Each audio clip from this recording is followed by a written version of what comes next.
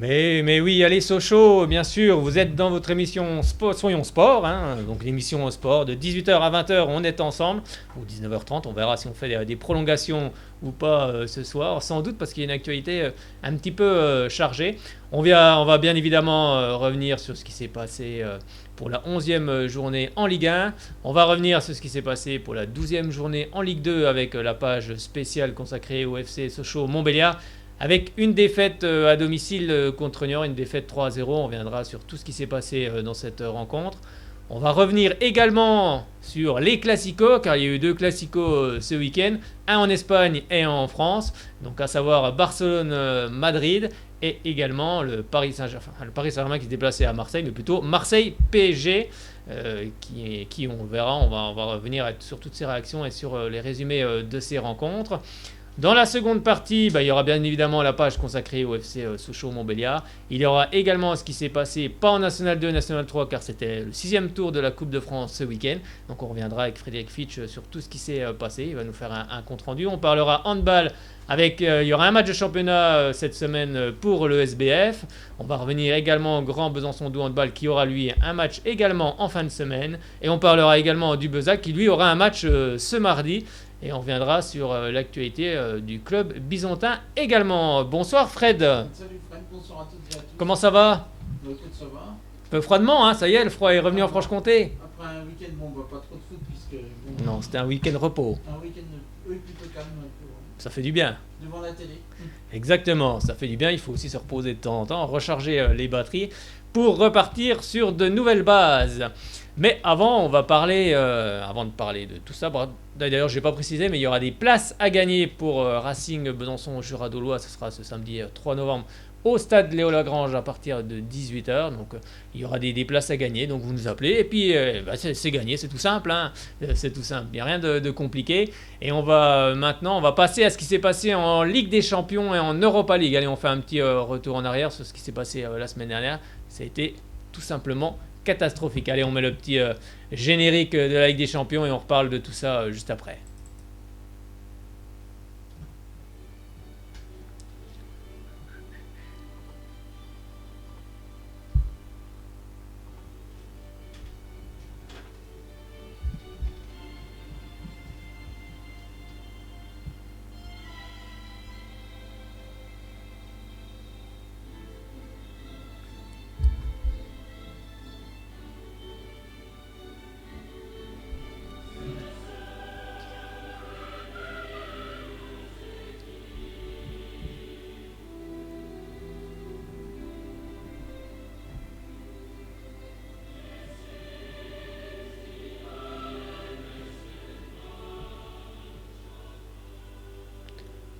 Bon Fred, qu'est-ce qui s'est passé, hein? C'est comme dans le vestiaire après une victoire, souvent les joueurs crient, font un cri de joie, et dans ce cri de joie il y a souvent mais qu'est-ce qui s'est passé? Mais qu'est-ce qui s'est passé? Mais qu'est-ce qui s'est passé pour les clubs français? Ça s'est pas bien passé du tout même, c'est une catastrophe. C'est une catastrophe. 46 ans qu'on n'avait pas connu ça depuis l'année 72-73, donc l'année de ma naissance, imagine un petit peu. Donc c'est un truc de fou. On va vous redire un peu tous les résultats avec Monaco qui est allé faire match nul au FC Bruges, un but partout. Le Paris Saint-Germain qui a failli passer à la trappe, on peut le dire, hein, car il y avait... ils étaient quasiment éliminés, avec Angel Di Maria qui à la 90e minute de jeu marque le but de l'égalisation, 2 buts partout. Enfin, c'est une très belle équipe du Napoli. Moi j'étais vraiment très surpris par la qualité de jeu de cette équipe italienne. Et en tout cas, elle méritait amplement de remporter ce match avec une équipe parisienne qui a du mal en ce moment. Il y a Lyon également, l'Olympique Lyonnais qui menait à quelques minutes du terme final du côté d'Offenheim 3-2, et ils se sont fait rejoindre par Josinho à la 90e minute de jeu, et ça a fait 3 buts partout. Alors après, on va s'intéresser à l'Europa League, car là aussi c'était aussi une soirée cauchemardesque avec Bordeaux qui mène pourtant 1-0 au Zénith et qui ensuite craque complètement pour s'incliner 2-1. La Lazio de Rome également qui vient du côté de l'Olympique de Marseille et qui vient s'imposer 3-1. Il y a également le Dynamo Kiev qui est venu s'imposer du côté de Rennes, même si Rennes dans le contenu a fait quand même un bon match, mais Ça s'est en tout cas très mal passé. Heureusement, l'indice UEFA n'a pas forcément trop bougé. Ça, c'est quand même la bonne nouvelle. Mais il va falloir quand même que les clubs français se remuent un petit peu, car ils sont capables de faire beaucoup mieux que ça. Quand on voit les matchs de ce week-end en Ligue 1, on a vu de l'intensité, on a vu autre chose. Quand on voit Marseille qui fait un bon match contre le Paris Saint-Germain, on en reparlera en cette fin d'émission. Il faut absolument que les clubs français se réveillent. Qu'est-ce que tu en penses, toi, Fred? C'est vrai. Mais bon, ça peut être jouable pour tout le monde, mais au niveau des clubs des clubs en Coupe d'Europe, mais je crois que pour Marseille, je crois, et Bordeaux, je crois que c'est presque terminé pour. Ah bah oui, c'est quasiment terminé pour les deux clubs français. Rennes peut encore se qualifier. Rennes peut encore un petit espoir, mais en tout cas ça va être compliqué. Et c'est pas le tout de se qualifier au terme du championnat en Coupe d'Europe. Il faut aussi après la jouer, sinon ça sert à rien. Autant laisser la place à d'autres équipes. Par contre, pour les 3 clubs en Ligue des Champions, c'est encore jouable aussi. Je dirais que c'est Oui, oui, faisable, hein. tout est jouable. Maintenant, il va falloir qu'ils se réveillent. Mais bon, c'est la première fois que Paris connaît une telle situation. Mais moi, je me pose la question, est-ce que les 4 joueurs, à savoir Di Maria, Mbappé, Cavani, et il m'en reste un, mais tu vas me le donner, voilà, Neymar quand même, pas un des moindres, est-ce que les 4 peuvent jouer ensemble? C'est la grande question que tout le monde se pose. On a vu hier, il y a eu quelques petits changements dans la tactique de Thomas Tuchel. C'est vrai, on l'a vu à la tête de Mbappé quand il était sur le banc. On en Oui, parlera tout à l'heure. On peut déjà le dire, il n'a pas joué le début du. Il n'était pas titulaire. Il n'était pas titulaire. Il était blessé, c'est ça. Donc on espère en tout cas que les clubs français feront mieux la prochaine fois et s'imposeront, car c'est pas le tout de se qualifier pour l'Europe, il faut aussi la jouer. Avec justement des anciens joueurs, avec Jérôme Rotten par exemple, qui a été finaliste avec Monaco, on s'en rappelle, contre le FC Porto, et également avec Pierre Ducrot, un ancien parisien, qui ont donné leurs avis. Donc Pierre Ducrot l'a donné sur PSG Naples, et Jérôme Rotten, lui, l'a fait sur l'ensemble des clubs en Coupe d'Europe. Et vous allez entendre Jérôme Rotten. Oui, vas-y. Oui, c'est ça. C'est vrai que je voulais en parler aussi. On m'a écouté dessus Jérôme Rotten, qui était vraiment très en colère après les clubs français, et surtout les résultats et la manière. Moi, j'ai un sentiment de honte, vraiment, de ce que montre le football français depuis le début de ces Coupes d'Europe, que ce soit en Champions League, mais aussi en Europa League. Le football français a l'air malade, vraiment. Je pense que le fait d'avoir gagné la Coupe du Monde, ça ne nous a pas rendu service dans ces clubs-là qui nous représentent en Coupe d'Europe. J'ai l'impression qu'on s'est embourgeoisé, on se voit plus beau qu'on l'est. Il faut reprendre les bases. Les bases du football, c'est préparer les matchs avec de l'humilité, de l'envie, de la qualité technique qui peut faire la différence et qui doit faire la différence. Mais quand vous oubliez sur une préparation de match 3 ou 4 ingrédients essentiels pour avancer dans le football et pour ne serait-ce que espérer gagner un match sur la scène européenne, vous ne pouvez pas avancer. Que ça soit contre une équipe de République tchèque, que ça soit contre une équipe chypriote, que ça soit contre une équipe russe, ukrainienne, tout ce qu'on veut. Je parle même pas des équipes italiennes qui nous ont donné une leçon de football cette année, du moins sur ce tour-là.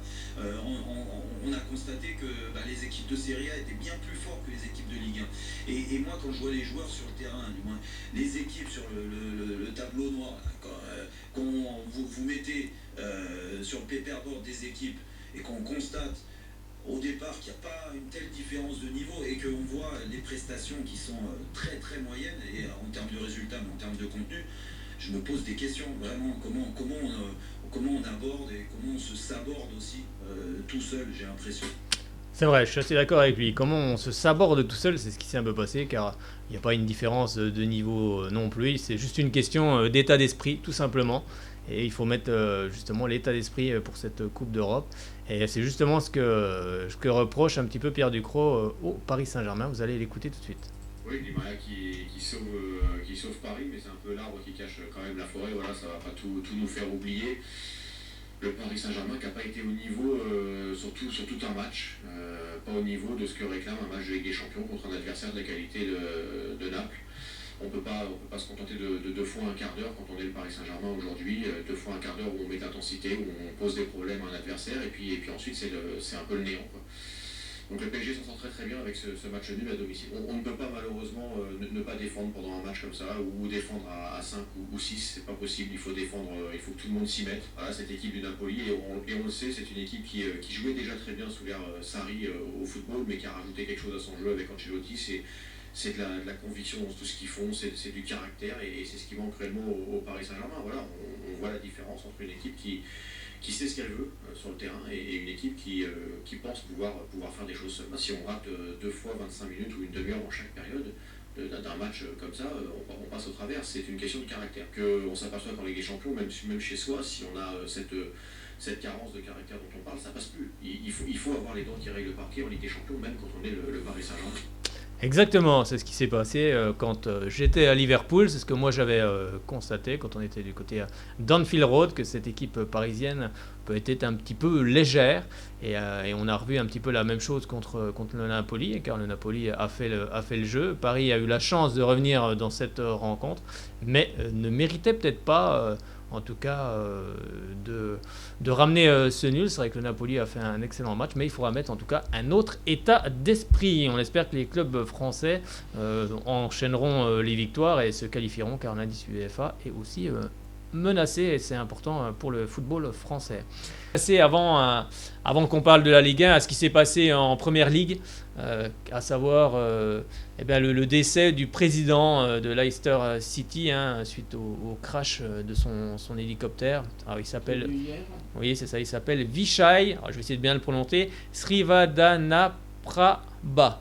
C'est justement le président, le milliardaire thaïlandais, qui a repris le club il y a quelques années à Leicester, et qui a fait que ce club est devenu champion d'Angleterre, rappelons-le. En 2016 avec Claudio Ranieri. C'est ça, exactement, avec Claudio Ranieri. Et ce milliardaire, en tout cas thaïlandais, faisait beaucoup pour tout ce qu'il y a à côté du club anglais. Il a donné beaucoup d'argent aux hôpitaux. Et justement, on va écouter les réactions des supporters, car les mieux pour en parler, ce sont quand même les supporters de Leicester. Et on va écouter ce qu'ils pensaient du président Vichai Srivadhanaprabha. Je me sens complètement perdu. La nuit a été longue. Je n'arrête pas de regarder mon téléphone. Je veux savoir qui était dedans. We all do. We're all family here. It's a community, you know. On veut tous savoir, car c'est une grande famille ici. Le propriétaire du club a changé cette ville complètement. Quand ils sont arrivés, ils étaient ambitieux et ils ont réussi. Ils nous ont offert un conte de fées en Première Ligue et ils ont changé le paysage de notre ville. Ils font tellement pour elle. They donate money to local hospitals. Ils font par exemple des dons aux hôpitaux. Ce ne sont pas des propriétaires comme les autres. Ils sont bouddhistes. Ils sont vraiment respectables. They're honorable. La triste nouvelle est finalement arrivée à 23h par un communiqué du club de Leicester. Vichai Srivadhanaprabha, président et propriétaire du club, est décédé lors du crash de son hélicoptère ce samedi. L'appareil avait décollé du terrain après le match, comme après chaque rencontre, et s'est écrasé quelques secondes plus tard sur le parking du stade. Il a perdu la vie, ainsi que 4 autres personnes présentes dans l'appareil. Ça n'aurait pas dû leur arriver, pas eux. Ils ont fait tellement bien autour d'eux, ils ont donné de l'argent à l'hôpital de Leicester. Cette famille, c'est comme s'ils étaient ici. J'espère juste que le fils gardera le club, qu'il continuera à le construire comme son père. Depuis hier, des supporters affluent pour déposer un bouquet, un maillot ou une écharpe devant le King Power Stadium en hommage à celui qui leur a tant apporté. Quand l'homme d'affaires thaïlandais a acheté le club en 2011, Leicester était en 2e division. 5 ans plus tard, il défiait tous les pronostics et réussissait l'exploit d'être sacré champion d'Angleterre. Il a fait de nos rêves une réalité. Pour nous, il a réalisé un miracle. Les propriétaires ont changé cette ville complètement. Quand ils sont arrivés, ils étaient ambitieux et ils ont réussi. Ils nous ont offert un conte de fées en Première Ligue. Des suites de cette tragédie, le match de League Cup prévu demain entre Leicester et Southampton a d'ores et déjà été reporté. Bien évidemment, on s'associe à la tristesse des supportrices et supporters de Leicester. On adresse nos sincères condoléances à la famille du président Vichai. Moi, je vais essayer de bien le prononcer. C'est un petit peu compliqué. Vichai Srivadhanaprabha, et bien sûr à ses proches. On pense bien sûr très fort au club anglais et à la famille et aux proches du président de Leicester, qui nous a quitté beaucoup trop tôt. Un petit mot, Fred, sur justement ce que tu as entendu, sur les dons qu'il faisait à côté aussi également. Apparemment, on voit dans la voix des supporters, on voit qu'ils ont, ils ont des sanglots dans la voix. C'était vraiment quelqu'un qui était apparemment très très très apprécié du côté de l'Aïstar. C'est vrai que je ne savais pas qu'il faisait des dons. Il faisait un peu d'humanitaire à côté. C'est ça, il faisait des dons, comme l'ont dit les personnes, aux hôpitaux, un peu partout. Donc c'est pour ça qu'ils étaient très très appréciés. Le club est entraîné par un Français d'ailleurs. Oui, Claude Puel, dont on a cru pendant un moment qu'il était lui aussi dans l'hélicoptère. Il a très vite rassuré tout le monde en disant qu'il n'était pas lui dans cet hélicoptère. Mais bien évidemment, il y a beaucoup de tristesse du côté de Leicester. Et c'est vrai que c'était un président qui était très apprécié. Et les supporters maintenant espèrent que son fils reprendra justement ce qu'il a fait jusqu'à maintenant. Bien évidemment, on le souhaite.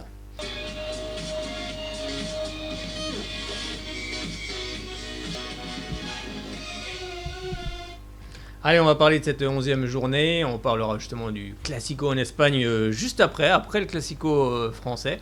Et on va commencer cette 11e journée, car ça avait débuté ce vendredi soir avec Nîmes-Saint-Étienne, avec un match nul, avec un but dès la première minute de Rémi Cabella. C'était une belle rencontre, Nîmes-Saint-Étienne, avec justement Rémi Cabella qui ouvre le score dès la première minute de jeu. Donc il ne fallait pas être en retard du côté du stade des Costières. Et c'est finalement Rachid Alewi qui transperce toute la défense stéphanoise et qui va égaliser à la 74e minute de jeu pour cette équipe de Nîmes. Et score final, 1 but partout. On va écouter la réaction justement de l'entraîneur nîmois Bernard Blacard, qui lui revient sur le fait qu'il faut que cette équipe de Nîmes progresse et qu'on apprenne plus vite. Et normal, faut pas oublier que Nîmes est promu cette saison et a gardé aussi une ossature Ligue 2, bien évidemment complétée par certains joueurs de Ligue 1. Et Jean-Louis Gasset, l'entraîneur stéphanois, qui lui dit on a été combatif sur cette partie.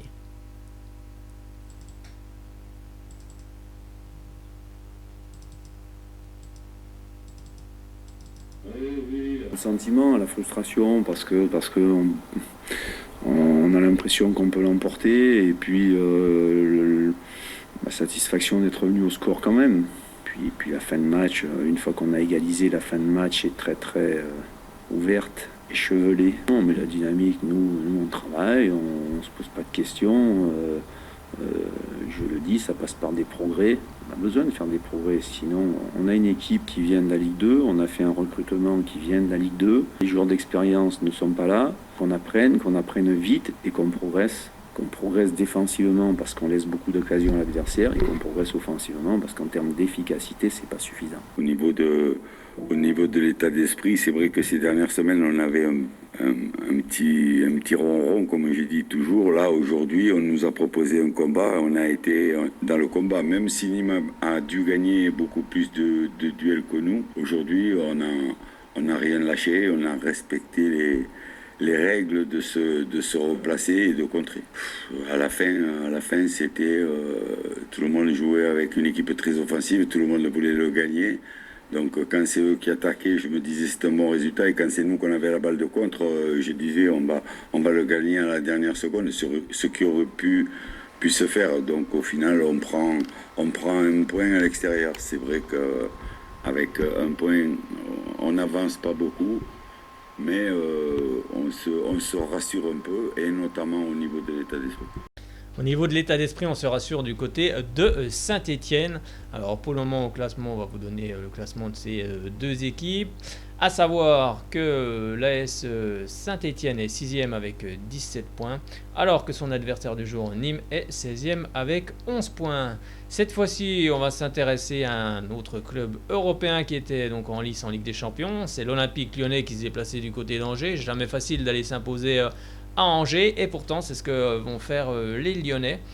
Le premier but est l'œuvre de Houssem Aouar à la 63e minute. Malheureusement, c'est le lot de nos derniers matchs où on joue plutôt bien, on arrive à se créer énormément d'occasions et ça rigole pas.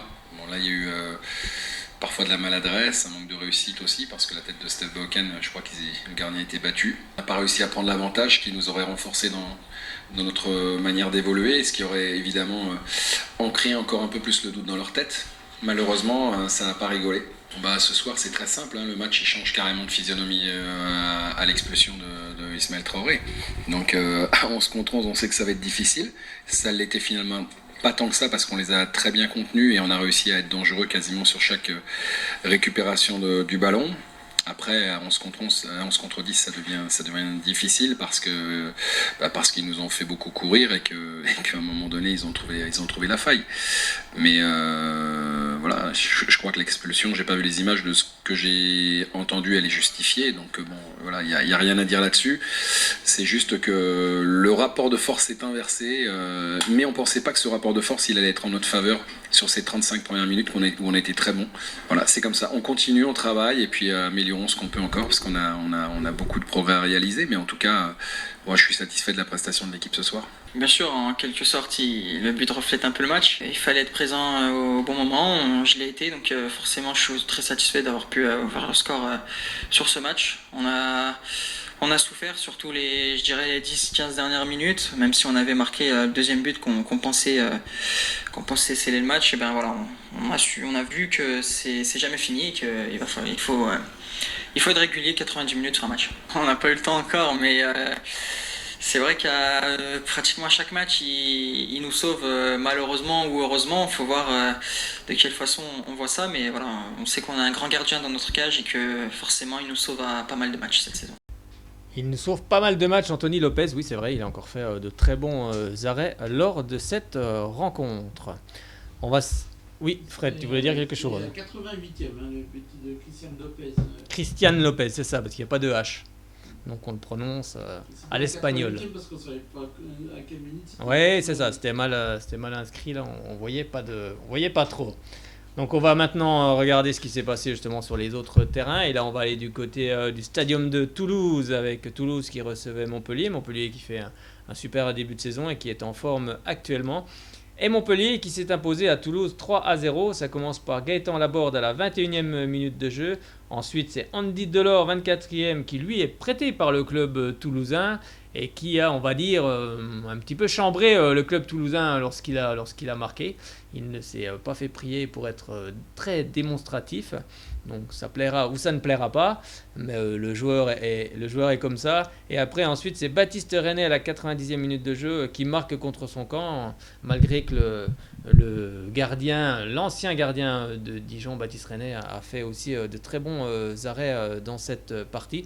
On va entendre la réaction de Max Alain Gradel qui lui revient bien évidemment sur les moments difficiles de son équipe et il dit simplement il faut rester solidaire.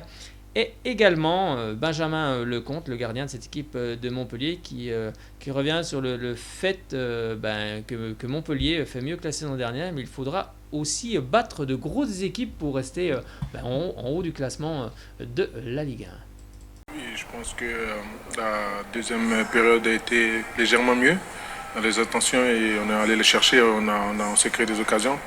Mais bon, vous savez, en Ligue 1, quand vous partez avec déjà 2 buts de retard, c'est vraiment compliqué.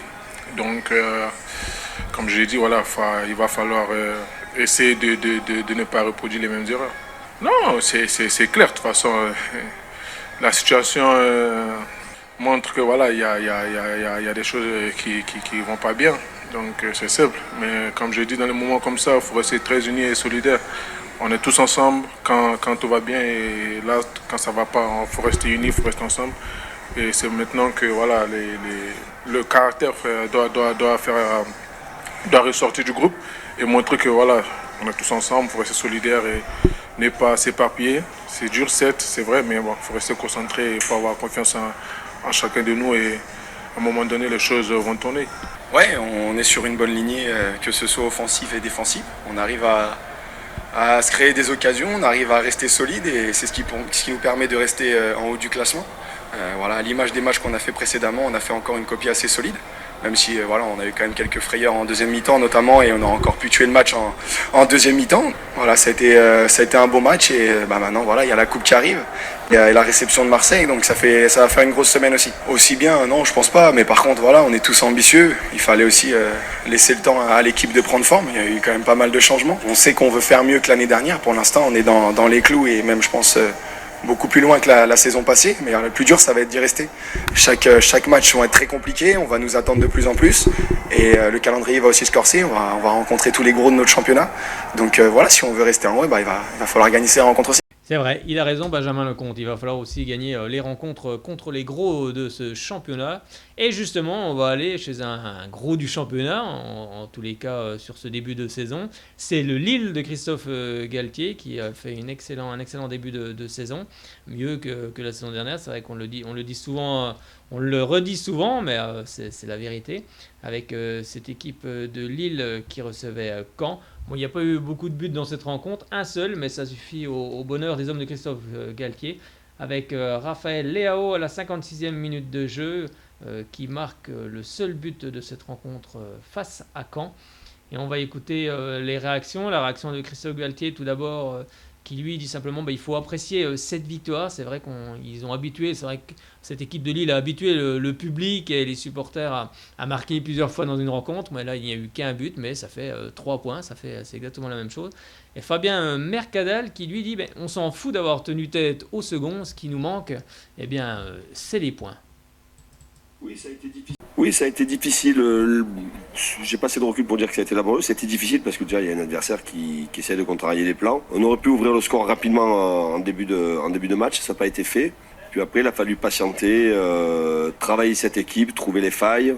C'est une équipe qui nous a bloqués sur des endroits importants, mais on a trouvé la faille à un autre endroit. Gagner ce genre de match-là, c'est important. J'avais dit à mes joueurs à la pause qu'il fallait commettre aucune erreur sur un plan défensif. Ne pas concéder trop de coups de pied arrêtés, c'est une équipe qui a beaucoup de valeur athlétique, mais qu'on allait avoir l'opportunité d'avoir une ou deux situations.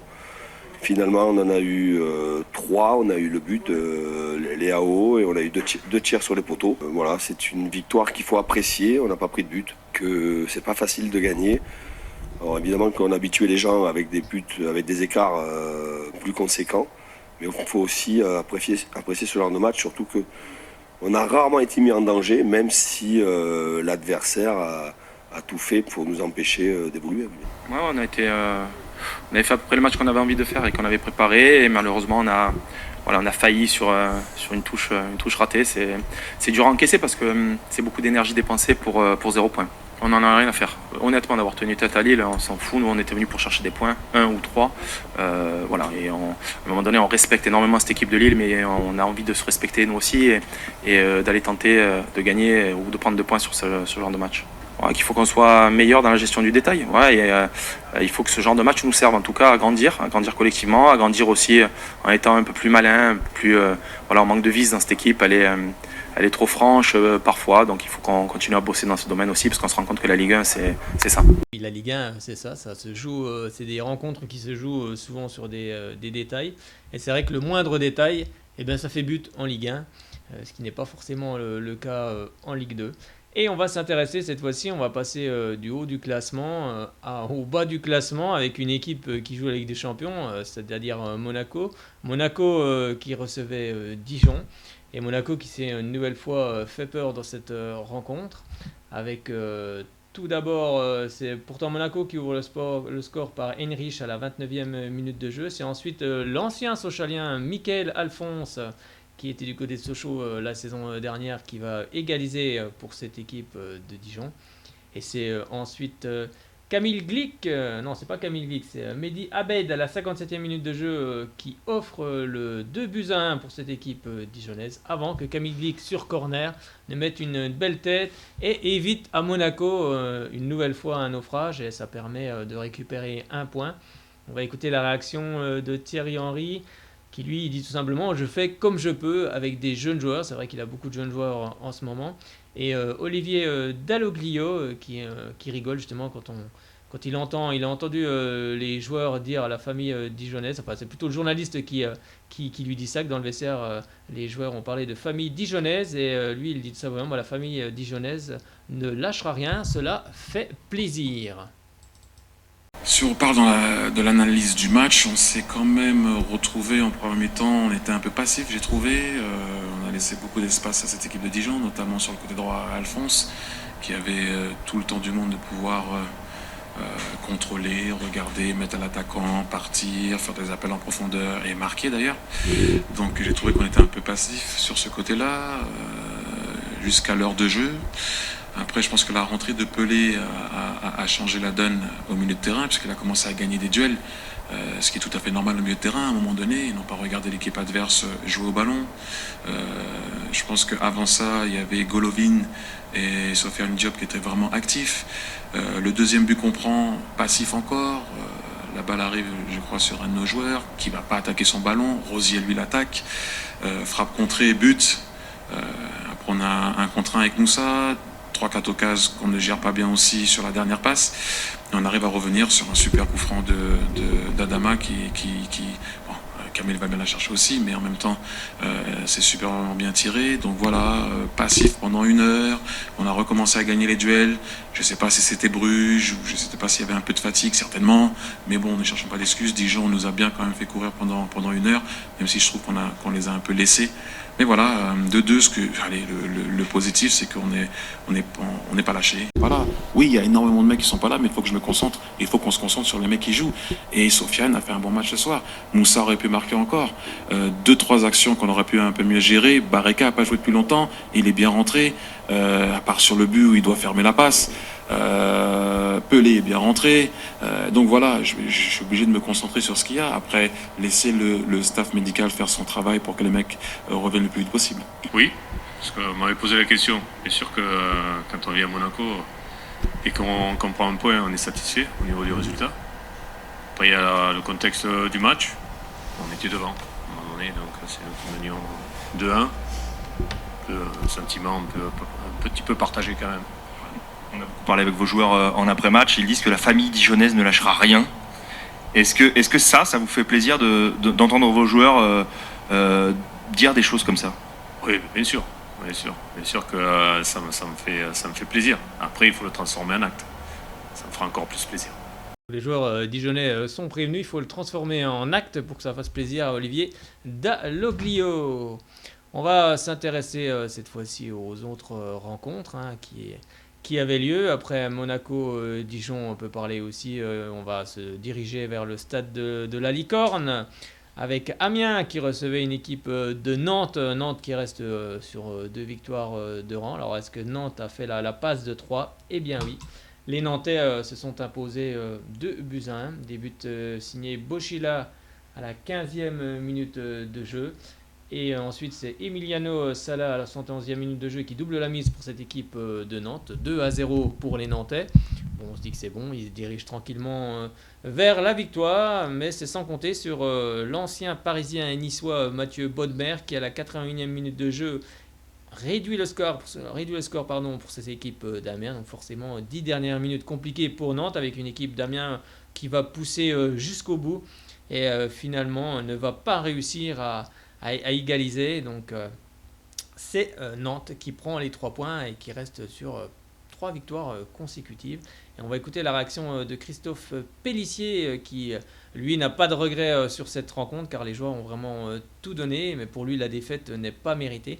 Et Vaïd Halilhodžić qui lui dit qu'il faut continuer cette spirale. Et vous allez voir, il parle de ce fameux champagne qu'il aurait dû offrir pour les matchs précédents.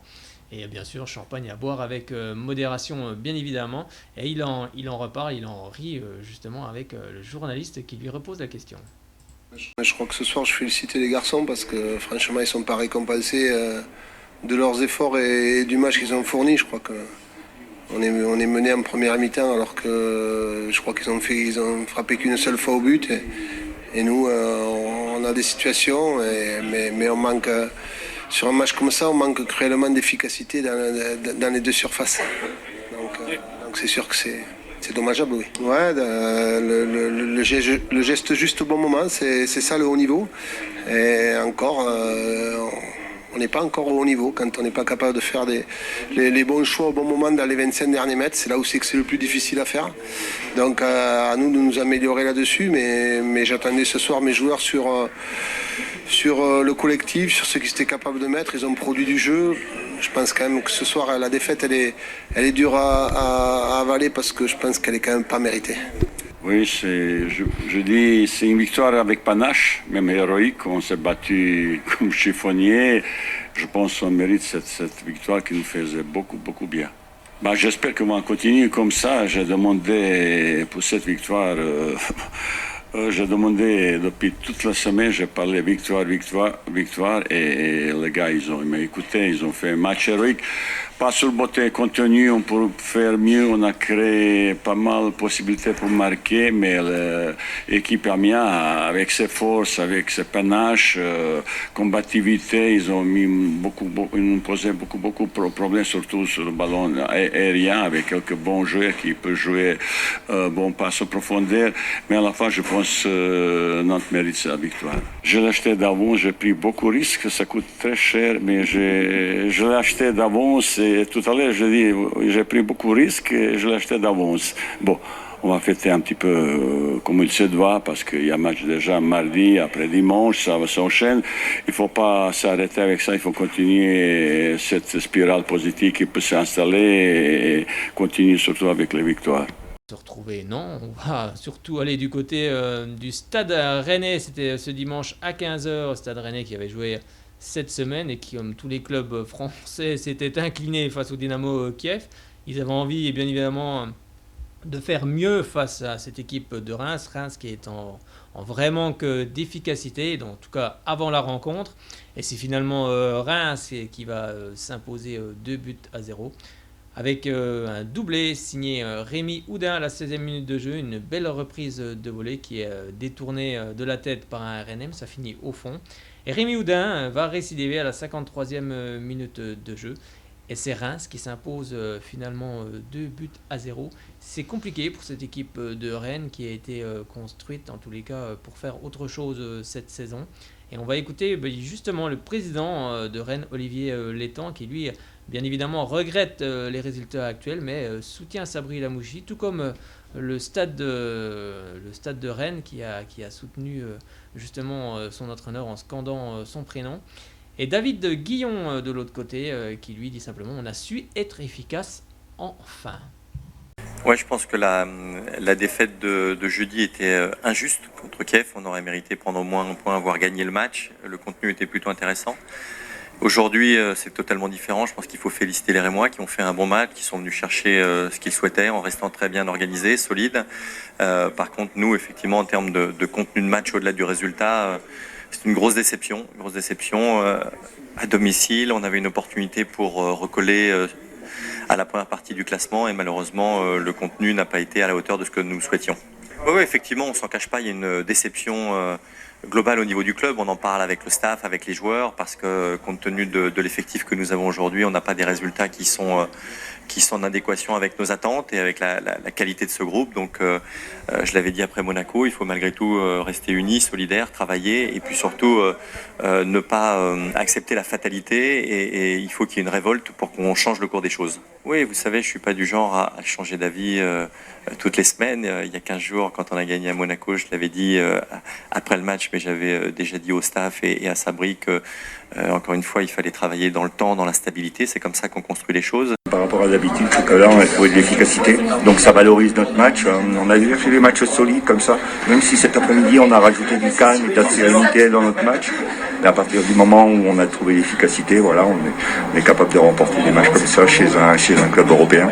Donc c'est une grosse satisfaction pour les joueurs. Je le dis depuis le début, les joueurs sont beaucoup investis, les entraînements sont bons. Donc je me doutais bien que ça allait arriver. Il se doutait bien que ça allait arriver, David Guillon. Eh bien oui, c'est arrivé du côté de Rennes où Reims s'impose 2-0. Avec justement au classement, on va voir ce que ça donne. Ça donne Reims 9e avec 14 points. Et cette équipe de Rennes, elle se retrouve 14e avec 12 points. On va maintenant se diriger vers la rencontre qui avait lieu à 17h. Et ça, on va du côté du MMA Atlantique. Donc ça, Fred, tu dois savoir ce que c'est. le Matmut Atlantique, oui, c'est à Bordeaux. Et c'est ça, c'est à Bordeaux. Anciennement Parc Lescure, entre autres. Et oui, c'est ça, anciennement le Parc Lescure. Et on va justement, et Chabandelmas aussi également, donc on peut en donner plusieurs du côté de Bordeaux. Et Bordeaux qui c'est c'était... les trois noms principaux du stade bordelais, du stade des Girondins. C'est ça. Avec Bordeaux qui s'était incliné en Russie face au Zénith Saint-Pétersbourg et qui voulait lui aussi se reprendre. Et c'est finalement Nice qui va s'imposer dans cette rencontre avec un seul petit but, celui de William Cyprien. On est bien content pour lui car le buteur niçois avait été prolifique la saison dernière, justement avant sa blessure, et maintenant il retrouve le chemin à défiler. Donc tant mieux pour lui à la 54e minute de jeu. Bon, tant pis pour bien sûr cette équipe de Bordeaux. Et on va écouter la réaction de Benoît Costil, le gardien bordelais, qui lui dit sur cette rencontre, on a vraiment tout essayé. Et Patrick Vieira, on n'a pas volé ses 3 points. Que c'est 0 points. Que c'est une semaine un peu difficile en termes de 2 points. Maintenant au niveau du contenu... Il y a eu des choses intéressantes, il y a eu une volonté de gagner le match. C'était un peu ouvert en première mi-temps d'un côté comme de l'autre. C'était un peu parfois déstructuré, il me semble. Après, faire une analyse maintenant cohérente, j'en suis pas forcément capable parce que il demandait à être revu le match. Mais après, voilà, on prend ce but, mais derrière on s'accroche, on a une réaction. Ça c'est intéressant. Par contre, ce qui serait bien, c'est parfois aussi de prendre les choses en main, comme on a pu le faire contre Nantes d'entrée. Donc voilà, c'est une soirée difficile, mais on a essayé, mais on n'a pas été récompensé. Surtout dans le dernier quart d'heure, 20 minutes, où on a énormément souffert, mais on a réussi à être solidaire, on a très bien défendu. Dans l'ensemble, je pense que repartir avec les 3 points, on ne les a pas volés ce soir. Oui, je pense qu'on a eu pas mal de déchets techniques, surtout en première mi-temps. Mais dans l'état d'esprit, on a été bon parce qu'on a essayé de jouer, on a respecté ce qu'on a essayé de mettre en place. On s'est créé des situations, on aurait pu marquer bien avant, mais malheureusement on a manqué de réussite. Mais ce qu'il faut, c'est continuer à rester positif. La confiance, on sera de mieux en mieux. Mais on va continuer à travailler parce que cette équipe peut s'améliorer encore. L'équipe peut s'améliorer et c'est vrai que c'est Nice qui empoche ses 3 points. Nice qui est 10e avec 14 points, alors que son adversaire du jour, Bordeaux, lui est 8e avec 14 points. Maintenant, il reste un match à voir dans cette 11e journée, c'est bien évidemment le Classico Made in France, car... Bah oui, Made in France, car il y avait le Classico aussi en Espagne. On en parlera juste après ce OM PSG, avec tout d'abord tout l'avant-match, parce que bien évidemment c'est un événement, enfin en tous les cas on en a fait un événement en France, ce Marseille-Paris Saint-Germain et ce Paris Saint-Germain-Marseille. Oui, depuis pas mal d'années, c'est bien, parce qu'il faut aussi des matchs comme ça, référence, où il y a de l'enjeu. Si tu te souviens, dans le temps, c'était plutôt des matchs des classicos, c'était assez tendu il y a quelques années. Maintenant, ça a bien changé. C'était assez tendu, oui, parce que les équipes étaient assez proches. Maintenant, c'est vrai que le Paris Saint-Germain truste tout. Quand on dit ça remonte à une dizaine d'années. Ouais, c'est vrai, non, mais t'as raison. C'est vrai que le Paris Saint-Germain, maintenant, a beaucoup plus de stars, a bien changé. Il est passé dans une autre ère. Marseille, lui, essaye, en tous les cas, peut-être pas forcément de les rejoindre dans l'immédiat, parce que c'est compliqué. La guerre entre les deux clans de supporters. Oui, après, c'est resté, bien évidemment, les supporters. Maintenant les supporters adverses ne peuvent plus se déplacer. Oui, d'ailleurs, c'est bien triste, parce qu'un PSG, que ce soit un Marseille-PSG ou un PSG-Marseille sans supporters adverses, c'est quand même triste, mais bon, il y a eu aussi des débordements qui ont fait que les autorités ont dû prendre des mesures, mais en tous les cas, c'est vraiment dommageable. Et on va parler justement de cet avant-match avec tout d'abord les Parisiens qui justement étaient... ils sont venus une centaine depuis le Bourget justement pour encourager cette équipe du Paris Saint-Germain qui prenait l'avion. On va écouter tout de suite ce qui s'est passé.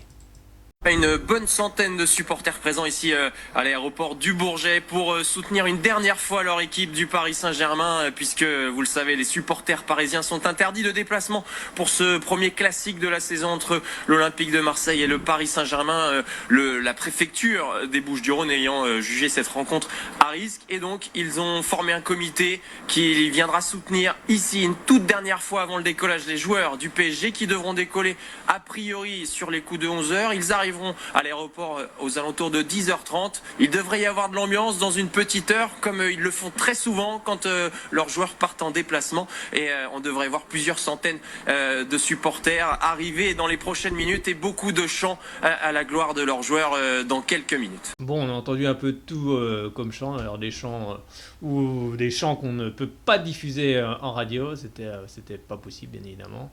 Et puis on va s'intéresser aussi à ce qui s'est passé du côté de la Canebière, du côté de l'Olympique de Marseille, avec ses supporters, notamment pour certains, qui sont des supporters qui sont venus de Rouen. Donc c'est pas la porte à côté. Et on va écouter tout de suite leur réaction. Qu'est-ce qu'ils ont pensé justement avant cette rencontre, avant ce face-à-face face au Paris Saint-Germain. Le classique OM Paris Saint-Germain, c'est forcément un sujet de débat ici même, sur le Vieux-Port, à l'OM Café. On est avec des supporters qui ont fait un petit peu de route quand même pour voir le match ce soir. Ils viennent de Rouen, 8h30 de route. Laurent, est-ce qu'on est confiant avant ce classique, 7 ans que l'Olympique de Marseille n'a pas battu le Paris Saint-Germain? Comme vous le dites, les stats ne plaident pas pour nous. Mais on va être raisonnable. Mais en tout cas, il faut que les joueurs soient déterminés. Il faut qu'ils lâchent rien, qu'ils mouillent le maillot, qu'ils montrent les valeurs de Marseille.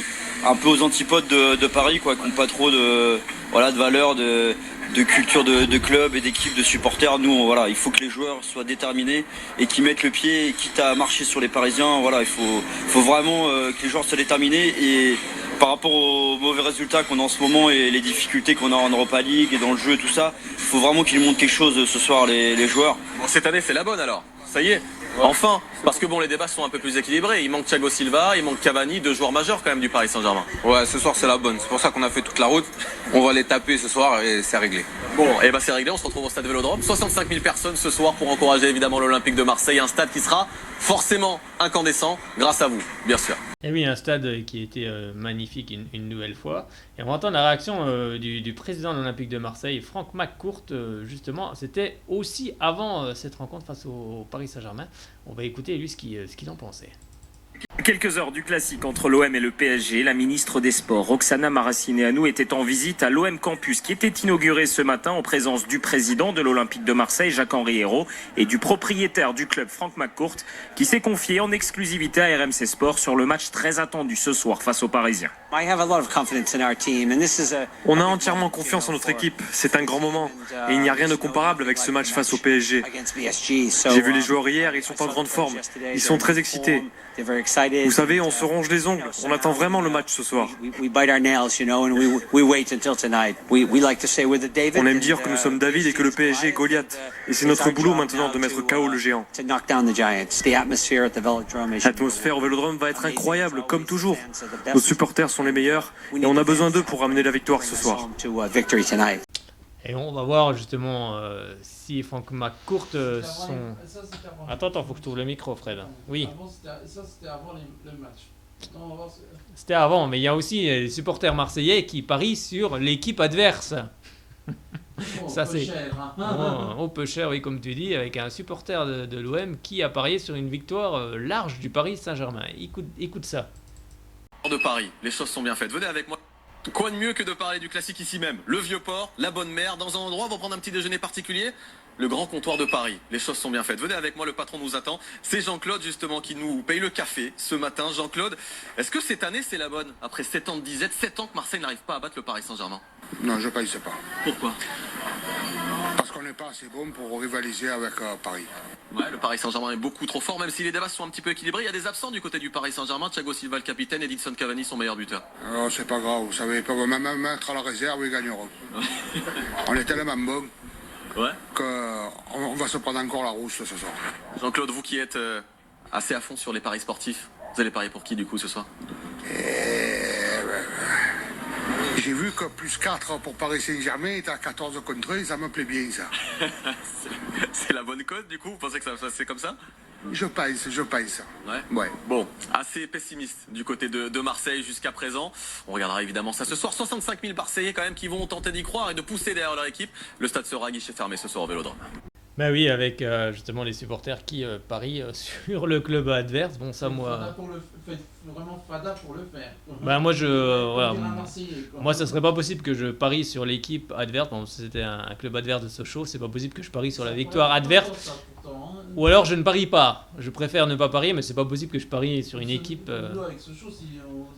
Exact. Oui, c'est ce que je disais.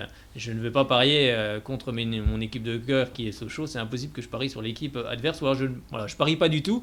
Comme ça, je suis tranquille. Et il y avait aussi ce parallèle qu'on pouvait faire entre le Classico au MPG et aussi le Classico, parce qu'il y avait le même du côté de Barcelone, entre Barcelone et le Real de Madrid. Et vous allez écouter, c'est assez. Il y a des choses vraiment très intéressantes. OM-PSG d'un côté, Barcelone-Real Madrid de l'autre. Un match dans le match largement remporté par l'Espagne. Le Classico, le vrai, l'unique, est devant dans tous les domaines. L'ancienneté d'abord, le premier remonte à 1902. Marseille et Paris ont attendu 1971 pour s'affronter, un an après la création du PSG. L'historique des confrontations est donc beaucoup plus important en Espagne, tout comme le nombre de buts marqués en moyenne. Le dernier 0-0 entre Barcelone et le Real Madrid remonte à 2002. Un classico souvent spectaculaire, davantage diffusé dans le monde entier. Économiquement, il y a quand même un trou assez béant. La Ligue 1 n'est vendue à l'étranger qu'à 70 millions d'euros. La Liga, pour le match important de ce week-end, Barça-Real, la Liga, elle est vendue à 650 millions d'euros. Donc il y a vraiment eu un retard, un déficit, un trou béant entre la France et le Big Four. Et les 4 gros championnats. Ça, c'est un point assez important, c'est que malgré sa diffusion internationale, l'économie ne suit pas et les droits TVA internationaux restent assez mirifiques par rapport à ce qui se passe à l'étranger. Le constat est le même pour les chiffres d'affaires de ces clubs. Les deux Espagnols génèrent près de 3 fois plus de revenus que leurs homologues français, un écart qui s'est tout de même réduit depuis l'arrivée des propriétaires qataris au PSG. Le club de la capitale génère à lui seul environ 485 millions d'euros. C'est éloquent tous ces chiffres, n'est-ce pas Fred? Tout à fait, surtout que le Barça et le Real, ils ont des propriétaires qataris. Dans le Barça et le PSG ont des sponsors. Des sponsors du Qatar. Oui, c'est vrai que le Qatar. Le PSG est propriétaire du Qatar, mais le Barça a des. Oui, il y a des sponsors. Des sponsors qataris, bien évidemment. Le Qatar est maintenant partout. Et on va justement regarder qui est-ce qui s'est passé. Et ben c'est finalement Paris qui va s'imposer du côté du stade Vélodrome avec un Kylian Mbappé, on l'a dit, pas titulaire au coup d'envoi, qui faisait un peu la moue. Alors pourquoi? C'est ça. Après, il y avait Rabiot aussi qui était pas titulaire au coup d'envoi. Alors beaucoup se sont posé la question à savoir pourquoi. Du côté parisien, non, c'était une sanction. C'était une sanction de l'entraîneur Thomas Tourelle. Par rapport à leur prestation de mercredi. Même pas, je vais te dire pourquoi. Je vais justement. Penser à ça, moi. Je vais dire les buteurs. C'est vrai que Kylian Mbappé est rentré en deuxième période et a marqué à la 65e minute de jeu. Et c'est Julian Drexler à la 90e qui va donner un avantage conséquent à cette équipe parisienne et qui s'impose 2-0 face à une équipe de Marseille qui a quand même bien joué. Moi j'ai vu une belle équipe de Marseille.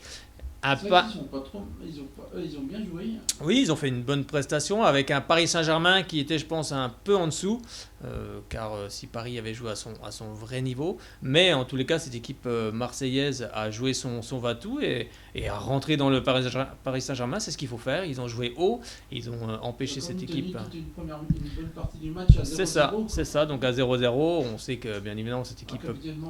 Déjà des buts. Oui, c'est ça. Et ensuite Mbappé est rentré et il a mis le coup de rein qu'il faut et il a été plus rapide que son défenseur et il a pu marquer. Bien sûr, on sait tous que c'est un joueur exceptionnel. Si je peux me permettre, vas-y, permets-toi. Une petite polémique à la fin du match sur une éventuelle faute non sifflée pour l'OM. C'est ça. on peut dire, hein, un but qui aurait sans doute été validé par le VAR. Un but de Mitroglou. Oui, aussi. Donc il y a des choses. Justement, c'est ce que a indiqué Rudy Garcia dans son analyse d'après-match en conférence de presse. Ouais, il s'est dit, et c'est ce qu'il a dit dans ses propos, il a dit la VAR n'est pas encore en Ligue 1 suite au but refusé à Mitroglou. Il l'est déjà. C'est ça. Et Thomas Tourelle, mais enfin, il voulait faire il voulait piquer un petit peu, et Thomas Tourelle qui lui dit en fait c'était Rabiot Mbappé sur le banc, c'était une sanction suite à un retard à la causerie. Ils étaient en retard les deux joueurs, donc ils ont été sanctionnés. Hier soir même. C'est ça, ils ont été sanctionnés, donc mais Thomas Tourelle ne veut pas en parler trop parce que c'est quelque chose qui est interne au vestiaire. Et il a bien raison. On va écouter tout de suite les deux coachs. Par rapport à l'adversaire aussi, hein. Il y a le score, il y a le contenu. Sur le contenu, même les chiffres le disent, on a fait jeu égal avec le Paris Saint-Germain. Je pense que le score n'est pas logique. Voilà, on a tactiquement très très bien répondu, surtout sur le plan défensif, à cette équipe, à leur système de jeu. À l'arrivée, on se retrouve avec une possession égale, un nombre de tirs pratiquement égal. On a un petit peu moins cadré qu'eux. Pour gagner ce genre de match ou faire des matchs nuls... Contre ce genre d'équipe, il faut aussi un peu de réussite. Donc on ne l'a pas spécialement eu sur des frappes contrées. Si un jour la VAR est mise en route dans le championnat de France, peut-être qu'on ne verra pas ce qui est arrivé aujourd'hui. Moi, je milite pour la VAR et malheureusement, elle n'est pas encore en circulation. Non, comme je dis, quand il y aura la VAR, on laissera les actions se dérouler, puisque de toute façon, on peut largement revenir et annuler le but s'il y a une faute. Voilà, tout simplement. Et puis après, ils ont un Kylian Mbappé qui fait la diff, donc c'est ce qu'il a fait quand il est rentré. Mais moi, franchement, j'ai juste à féliciter mes joueurs. Et voilà, ils ont fait le match que j'attendais d'eux. Si je veux commenter cette question, parce que ce sont des choses internes, et je veux dire que c'est pas comme ça que quand c'est une décision très très difficile de faire ça avant un match grand, avant un classico. Et tu peux savoir que quand nous avons fait ça, c'était pas seulement nous avons des raisons. Nous avons des raisons, mais je ne veux pas expliquer en particulier maintenant. Je dois réfléchir aussi, mais c'était la décision et c'était la réaction des joueurs sur le terrain aussi. Et pour moi, maintenant, c'est bon et fini. C'est fini pour Thomas Tourelle, mais ce n'est pas fini pour, par exemple, Florian Thauvin et Adil Rami qui sont venus après, justement, dans l'encart réservé justement aux journalistes et tout. Et vous allez voir la réaction de Florian Thauvin qui n'est pas du tout content de la question du journaliste, vous allez écouter. Et Adil Rami qui revient sur les réunions de pré-saison avec les arbitres. On a l'espoir de pouvoir les battre. Après... C'est quoi, Marseille, on est des beaux perdants contre Paris? On n'est pas des beaux perdants. Non, on n'est pas des beaux perdants, on n'est pas... J'apprécie, je vais même vous dire que j'apprécie pas votre question. Je vais passer à autre chose. Est-ce que tu as parlé? On n'est pas ici pour se faire manquer de respect. Courir les uns, encore se battre les uns pour les autres. Après, je pense que l'erreur qu'on a pu faire, c'est en deuxième mi-temps, on a fait un petit peu trop mis en confiance, un petit peu trop ambitieux à mon goût et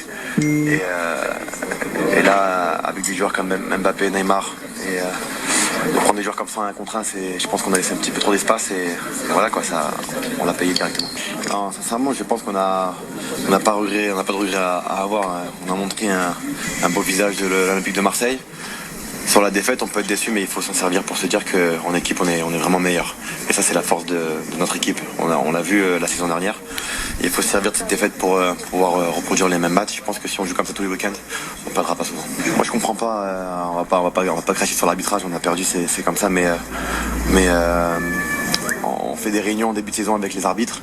Alors messieurs les arbitres, si vous m'entendez, ça sert à rien ces réunions à dire qu'avec la VAR on va laisser terminer l'action et après regarder la vidéo. Aujourd'hui ça n'a pas été le cas et il n'y a eu aucune faute et l'égalisation un partout. Donc un partout sur des vélodromes, mais je pense même qu'avec les 3 dernières minutes on peut faire quelque chose avec l'engouement, la ferveur et nos supporters. Pourquoi pas rêver maintenant. Maintenant, voilà, c'est décevant parce qu'on a la chance aujourd'hui d'avoir la VAR, donc il faut en profiter. Donc c'est triste. Faut en profiter et il a bien raison, Adil Rami. Eh bien, on va passer au classement de cette... justement, oui, Fred, qu'est-ce que tu voulais me dire? Là, je te vois faire des signes. Le premier, rien à dire, c'est Voilà. Saint-Germain, 11 matchs, 11 victoires, c'est 33 ça, points. 33 points. Et ensuite, on retrouve en deuxième position Lille, 25 points. Ensuite, Montpellier qui est troisième avec 22 points. Quatrième, Lyon, 20 points. Cinquième, Marseille, 19 points. Et sixième, Saint-Etienne avec 17 points. En bas de classement, on retrouve Amiens, 10 points. Monaco, 19e avec 7 points. Et on retrouve 20e, Guingamp avec 7 points également. Prochaine journée, ce sera le vendredi 2 novembre avec en ouverture le choc entre le premier et le deuxième, c'est-à-dire Paris Saint-Germain qui recevra Lille au Parc des Princes à 20h45. Ce sera le début de cette 12e journée. Ça va être assez sympathique. Ensuite, samedi 3 novembre, poursuite de cette 12e journée avec à 17h Lyon-Bordeaux. Ensuite, les autres rencontres auront lieu à 20h, à savoir Strasbourg-Toulouse, Monaco ira à Reims, Caen recevra Rennes, Amiens ira du côté de Nice et Dijon recevra Nîmes à partir de 20h. Et ce dimanche 4 novembre, poursuite et fin de cette 12e journée avec Nantes-Guingamp à 15h, Saint-Etienne-Angers à 17h. Et on retrouvera également Montpellier-Marseille à partir de 21h. Ce sera le grand format, le derby du Sud. Oui, presque le derby breton pour Nantes-Guingamp aussi. C'est ça. Et au classement des buteurs, on retrouve Mbappé en première position avec 10 buts. Suivi d'Emiliano Sala, le Nantais avec 8 buts. Neymar du Paris Saint-Germain est troisième avec 8 buts également. Eh bien, on en a terminé avec la page Ligue 1. On va parler un peu du Classico espagnol, un petit peu quand même, parce qu'on parlait du Classico français à la française. Là maintenant, on va parler du Classico un petit peu espagnol entre justement le Barça et le Real. Le Barça qui recevait un Real de Madrid, on le sait, où la saison est compliquée. Ils sont actuellement 9e en championnat, si je ne me trompe pas. Et qui ont gagné en Ligue des Champions tous les deux d'ailleurs. Oui, c'est ça. La semaine dernière aussi. C'est ça. Les deux clubs, pardon. Oui, les deux clubs. Donc c'est vrai que c'est compliqué cette saison pour le Real de Madrid. Et on espère bien évidemment que ça se passera mieux. Mais depuis le départ, bien évidemment, de Zidane, de Ronaldo, c'est très compliqué. C'est très compliqué pour le club. C'est très compliqué pour le club du Real de Madrid. Tu es en train de chercher. Oui, c'est ça. Les Galactiques, ils sont forcément. Ce qui fut les Galactiques. Oui, ce qui fut les Galactiques, c'est vrai que ils sont un petit peu loin, les Galactiques. Bon, excusez-nous pour la diffusion sur le Facebook Live, car il y a un petit souci actuellement. Mais ça devrait repartir. Voilà, c'est reparti. On a tout remis en ordre. Oui, on est en train de parler du Classico espagnol, donc entre le Barcelone qui recevra le Real de Madrid. Et c'est le Barça qui va s'imposer 5-1 dans cette rencontre. Avec une première mi-temps où le Real de Madrid n'a pas existé, souvent débordé sur le côté. Nacho du côté du Real Madrid a pris le bouillon assez souvent dans cette première période. Ensuite, au retour de la deuxième période, Modric a la balle du 2-partout pour le Real de Madrid, il frappe et ça touche le poteau. Donc dommage pour cette équipe du Real. Et ensuite, ça a été la déferlante Suarez qui a marqué un triplé dans cette rencontre. Mais on va écouter tout de suite le résumé entre Barcelone et le Real de Madrid. Un Classico nouveau, pas de Messi ni de Cristiano Ronaldo. Barcelone, Real Madrid au Camp Nou sans les deux immenses stars. Un Classico étrange, c'est vrai, mais avec tout de même des joueurs de grande classe sur le terrain à Barcelone. Il y a Coutinho, Suarez, Rakitic au Real, Modric, Bale et Isco. Les Bale sont assez isolés lorsqu'ils vont au contact de la relance barcelonaise. Rakitic, ça va aller très très vite avec Jordi Alba qui prend l'ascendant. Jordi Alba maintenant dans la surface, il attend, c'est bien joué, Coutinho et le premier but déjà pour le FC Barcelone. Comment le Real peut laisser Jordi Alba totalement seul? Coutinho en finisseur, les Catalans mènent face aux Madrilènes. On avait souligné le fait que on ne comprenait pas de quelle manière Jordi Alba avait déjà reçu 3 à 4 ballons avec un espace d'une presque une vingtaine de mètres devant lui. Encore une magnifique séquence des Catalans avec maintenant Rafinha perturbé par Ramos, Casemiro, Varane et Ramos. C'est risqué ça, Nacho plein axe, Arthur, la balle de frappe et Thibaut Courtois tend le bras pour enlever cette frappe d'Arthur. Non, mais ce qu'il vient de faire Ramos. Coutinho. Jordi Alba. La passe en première intention. Varane a été surpris. Il revient sur Luis Suarez. Ballon pour Rafinha maintenant. Contré. Il le touche, lui, le premier, parce que il va le gêner. Ah oui. Alors il y va. Sanchez Martinez. Après visionnage de la vidéo, il siffle. Penalty pour le FC Barcelone.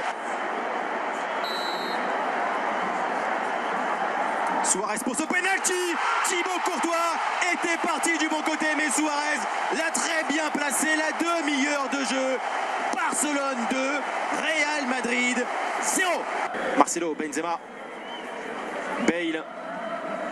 Benzema, voilà, qui est mieux là pour l'équipe de Lopetegui avec l'espace pour Vasquez et Verisco, le centre Disco, Marcelo pour l'enchaînement et le Real revient le choix tactique de Lopetegui réussi parce qu'il y a Lucas Vasquez au départ, il y a Marcelo à la finition, l'espoir, le regain de Madrid 2-1.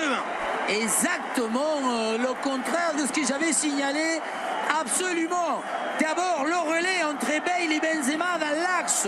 Pour voilà, c'est là où les deux attaquants ont été plutôt au début de l'action. Marcelo, centre de Marcelo, et la tête de Ramos.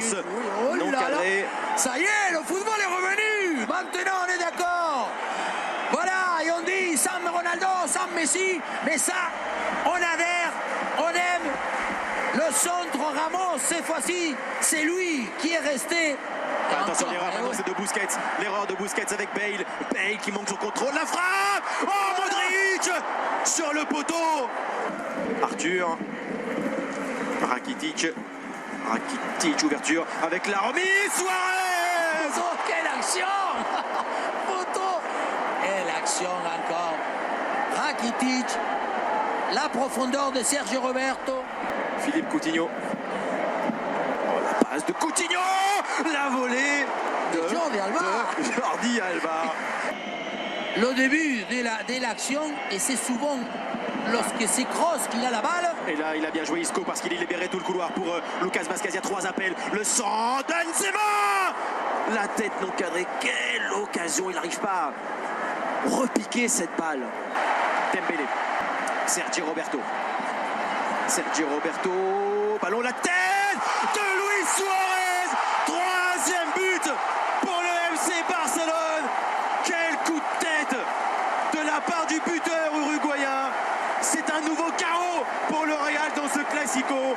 3-1 pour les Catalans. L'Anglais vers Sergio Roberto et la récupération de Sergio Roberto après l'hésitation. Il lance Suarez. Ballon de triplé pour Suarez. Le petit piqué fantastique de Luis Suarez dans les dernières minutes.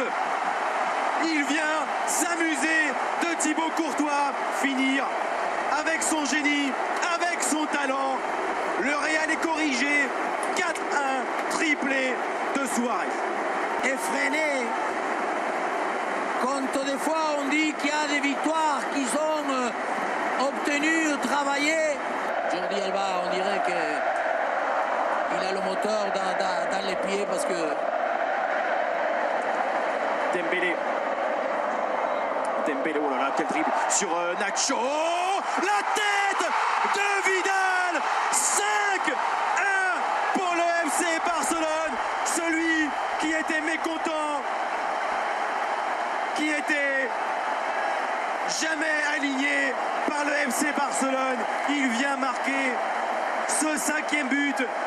Le marginal Arturo Vidal et le roi Barça. 5-1 dans ce Classico. Effervescence totale. On s'est réparti les éloges. On s'est fait des cadeaux mutuellement. Encore Dembélé qui va déborder. Oui, ça y est, maintenant. Vidal, le balle de Vidal avec Sergio Roberto. Le centre Suarez. Et la parade de Thibaut Courtois pour éviter un naufrage encore plus profond. Même s'il reste... Mariano, la passe de Mariano avec Benzema. Aïe, aïe, aïe. Ça passe encore à côté du but.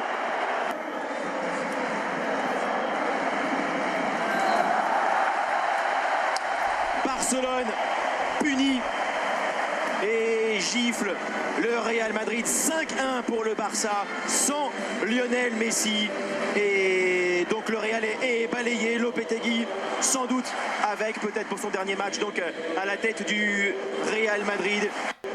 Peut-être son dernier match à la tête du Real Madrid, on verra les décisions qui seront prises dans les heures qui viennent, ou peut-être qu'elles ont déjà été prises pendant qu'on faisait cette émission.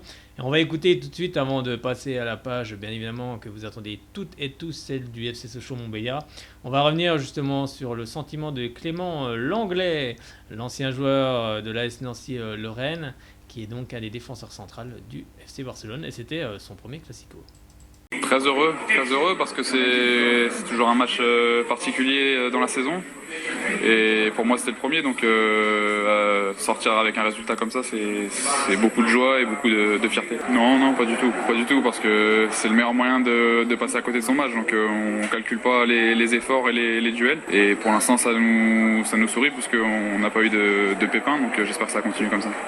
Ça continue le plus longtemps possible et qu'on gagne des titres bien sûr. Et oui, qu'on gagne des titres du côté du FC Barcelone. Et bien c'est terminé, on va refermer cette page du Classico en Espagne.